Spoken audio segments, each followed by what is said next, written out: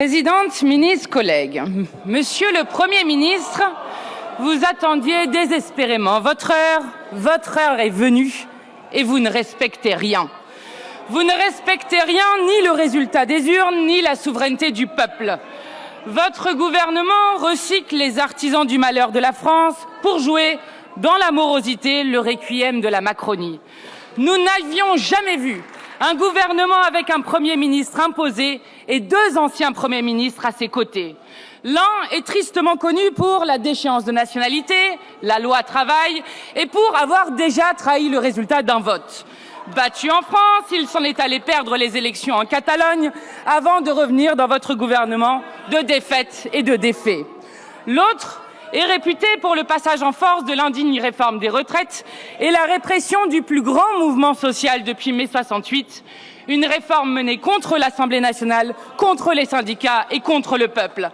À deux, ils ont battu le record de 40 ans d'utilisation du 49.3. Votre ministre de l'Intérieur s'est illustré par ses déclarations racistes en qualifiant une partie de nos concitoyens de Français de papier. Il s'improvise en diplomate avec l'Algérie, mais n'est en finalité qu'un piètre agitateur. Pour qui se prend Bruno Retailleau à vouloir provoquer une tension insupportable pour des millions de Français qui vivent une relation directe d'affection et de fraternité respectueuse avec le peuple algérien. Autour de vous figurent les acteurs d'une 5e République finissante, arc-boutés sur la défense du monarque présidentiel, contre l'expression du suffrage universel et la souveraineté populaire. La leçon de l'été dernier a pourtant le mérite de la clarté. Macron doit partir après la 3e élection perdue depuis 2022. Son fameux projet, comme il le hurlait en 2017, est massivement rejeté par les Français. Démanteler la République sociale, affaiblir les services publics, comprimer davantage les salaires, gouverner par la matraque, ignorer l'urgence écologique, concentrer le pouvoir et les richesses dans une poignée de main, humilier la France à l'international. Le pays est épuisé de ce président et de sa politique. Vous ne respectez pas le suffrage universel et vous abaissez la France. Lorsque des membres de votre gouvernement et vous-même rendez plus ou moins discrètement hommage à Jean-Marie Le Pen, vous vous asseyez sur le sens du scrutin du 7 juillet dernier. Le peuple de France a battu l'extrême droite car il se rappelle de quel bois elle est faite. Nos concitoyens se rappellent que Jean-Marie Le Pen a fondé son parti avec d'anciens Waffen-SS, qu'il a qualifié à de multiples reprises la Shoah de détail de l'histoire et qu'il a torturé en Algérie, qu'il est un raciste patenté, un ennemi de la République. La participation de 15 députés du Rassemblement national à 2 groupes Facebook ouvertement et profondément racistes nous rappelle qu'ils n'ont pas rompu avec cette origine. Non, Monsieur le Premier ministre, Jean-Marie Le Pen n'est pas un combattant dont on peut saluer la disparition comme si l'on perdait un adversaire de jeu. C'est un adversaire résolu des principes qui fondent la République et notre devise universelle, liberté, égalité, fraternité. Peut-être cette devise ne sied-elle plus au président de la République qui, selon le journal Le Monde, considère que le problème des urgences tient au nombre de Mamadou qui s'y trouvent, ou qui dit au rédacteur en chef de Valeurs Actuelles que le terrain de l'extrême droite est celui qu'il préfère. On comprend mieux pourquoi le président de la République était déçu des résultats de la dernière élection. Contrairement au pays, c'est l'extrême droite qu'il souhaitait au pouvoir.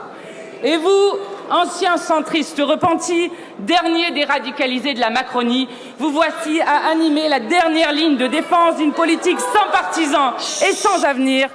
La fête sera de courte durée. Car le bilan de 7 ans de Macronie est déjà connu. Vous avez ramené la France à l'état d'un pays qui a faim. 1 personne sur 3 se prive régulièrement de repas pour nourrir ses enfants. Le nombre de personnes ayant besoin d'aller à l'aide alimentaire a triplé en 10 ans. Et collègues, le scorbut est revenu. Au XXIe siècle, cette maladie de la misère et de la malnutrition revient par centaines chez les enfants. Cette maladie se développe lorsque des enfants n'ont mangé aucun fruit et légumes sur une durée de 2 mois. Et vous n'avez jamais daigné bloquer les prix des aliments de première nécessité. Cette maladie est le symbole de votre politique de malheur.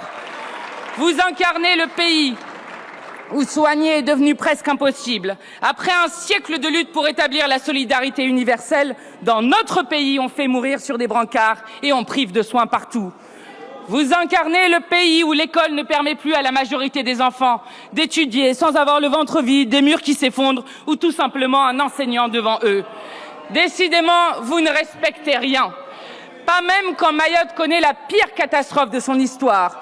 Votre premier acte, Monsieur le Premier ministre, aura été de voler vers Pau alors qu'une réunion d'urgence se tenait pour planifier l'aide à apporter aux Mahorais. Vous avez mis la Nouvelle-Calédonie Kanaki à feu et à sang. Vous avez réprimé de la pire manière les mobilisations populaires contre la vie chère en Martinique. Avez-vous entendu le président de la République s'adresser aux Mahorais, leur dire qu'ils seraient 10 000 fois plus dans la merde s'ils n'étaient pas en France? Qui peut accepter que le chef de l'État parle ainsi, qu'il s'en aille une bonne fois pour tous et qu'on ne le revoie plus? L'hôpital est en ruine, l'école en lambeaux, Mayotte est à terre. Ce département où la population, composée pour moitié d'enfants, se retrouve à manquer de tout, d'eau, de nourriture, d'électricité, d'un toit sur la tête, et vous pensez encore à faire 50 milliards d'économies. Un budget pire que celui de M. Barnier, pire budget, même tarif, la censure. Vous ne respectez rien au point d'ignorer parfois jusqu'au sens des mots que vous employez. Vous avez été, dites-vous, responsable de la planification. Alors que le XXIe siècle impose ses cyclones et ses déserts, ses sécheresses et ses inondations, où est votre plan? La crise écologique est au cœur des bouleversements majeurs qui frappent aujourd'hui. Quand comprendrez-vous que l'humanité avance vers la destruction du seul écosystème compatible avec la vie humaine? La preuve par Mayotte en France, la preuve par Los Angeles ailleurs. Cette année 2024 fut la plus chaude et la plus pluvieuse de l'histoire de France. Et pourtant, votre programme reste celui de l'impuissance organisée face à cette tragédie contemporaine. Et pourtant, vos paroles sont autant de renoncements. Le dérèglement climatique est plus que commencé, il est omniprésent. Ce sont les structures de production et de consommation qu'il faut changer, des investissements d'avenir qu'il faut opérer, tout cela financé par le partage des richesses. Enfin, il nous faut gouverner à partir des besoins sociaux et écologiques. Et tous ceux qui préfèrent protéger les puissances de l'argent plutôt que de préparer la société tout entière à s'en préserver portent une lourde responsabilité. Monsieur le Premier ministre, vous ne respectez pas ce qu'est la France devant l'histoire. Où est la France alors que le génocide à Gaza continue?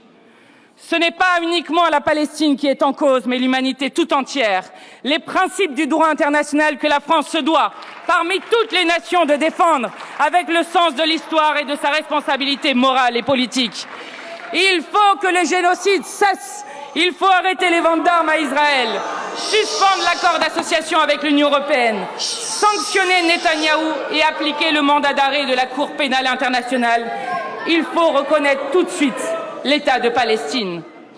Vous ne respectez rien, non, ni les élections, ni le peuple, ni la grandeur de la France sur la scène internationale.